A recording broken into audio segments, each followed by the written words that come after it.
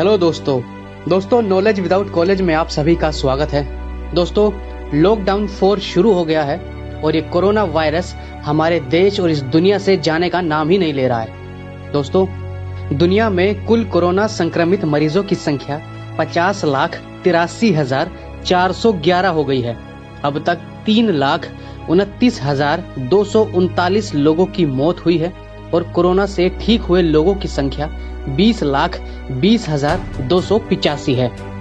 हमारे देश भारत में कोरोना पॉजिटिव मामलों की कुल संख्या 1,12,359 हो गई है और देश में 3,435 लोगों की मौत अब तक इस वायरस से हो चुकी है, जबकि 45,300 लोग स्वस्थ हो चुके हैं।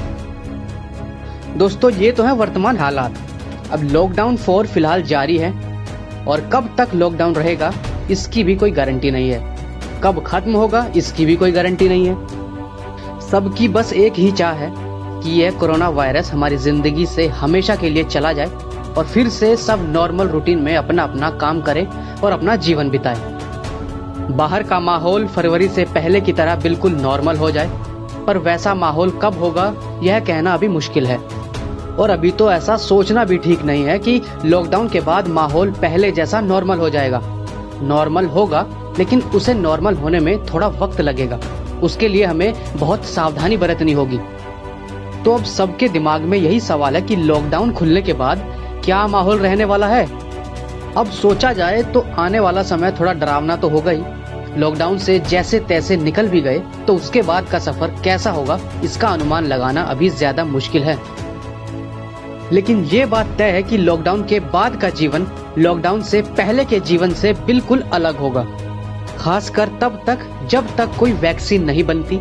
सीधे शब्दों में कहा जाए तो लॉकडाउन के बाद आंकड़े ज्यादा तेजी से बढ़ सकते हैं अगर वैक्सीन नहीं निकली तो। अब परिस्थितियों को समझने के लिए उदाहरण के तौर पर हम व्यापारी वर्ग से शुरू करते हैं।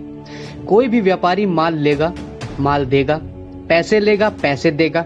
जहां माल बनेगा, जिसके हाथों बनेगा, जिसके हाथ से सप्लाई होगा, ट्रांसपोर्टेशन के सारे स्टाफ, मैन्युफैक्चरर्स का सारा स्टाफ, दुकान का सारा स्टाफ, ग्राहक के साथ आए सभी लोगों को, इन सब से खुद को बचाना होगा। मतलब बहुत बड़ी चेन या सिस्टम से खुद को बचाना होगा। फिर आते हैं बच्चों पर।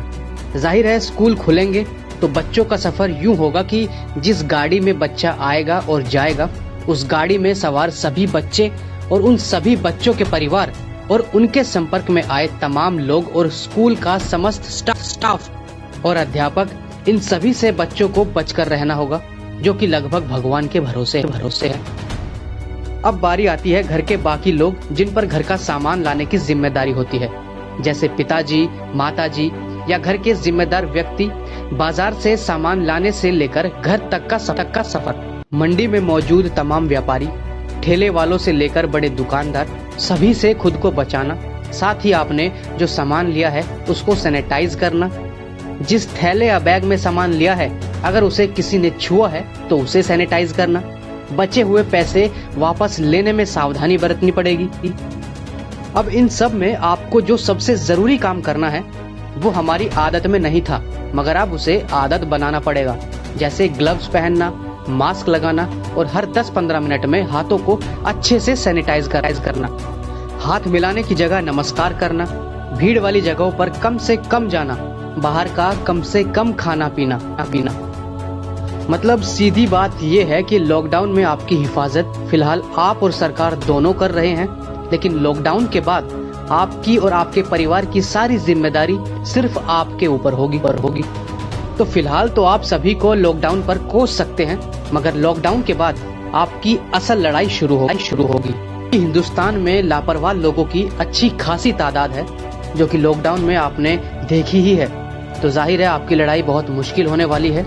तो बस दुआ करिए कि कोई वैक्सीन दवा निकल आए, वरना यूं समझिए कि अब जिंदगी बन गई है एक मौत का कुआं, जहां बाइक भी आपको चलानी है और दर्शक भी आप हैं और टिकट भी आपका ही कटेगा।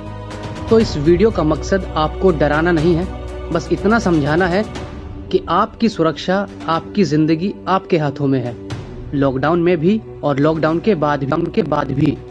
सरकार की दी हुई गाइडलाइंस को फॉलो कीजिए, सुरक्षित रहिए, मास्क लगाकर ही बाहर जाइए और हमेशा अपने आप को सैनिटाइज करते रहिए। और बाहर जाएं तो सोशल डिस्टेंसिंग का पालन करते रहें। दोस्तों, अगर आपको ये वीडियो अच्छी लगी हो तो इसे लाइक कीजिए, शेयर कीजिए और हमारे इस चैनल को सब्सक्राइब कीजिए। थैंक यू सो मच दोस्तों।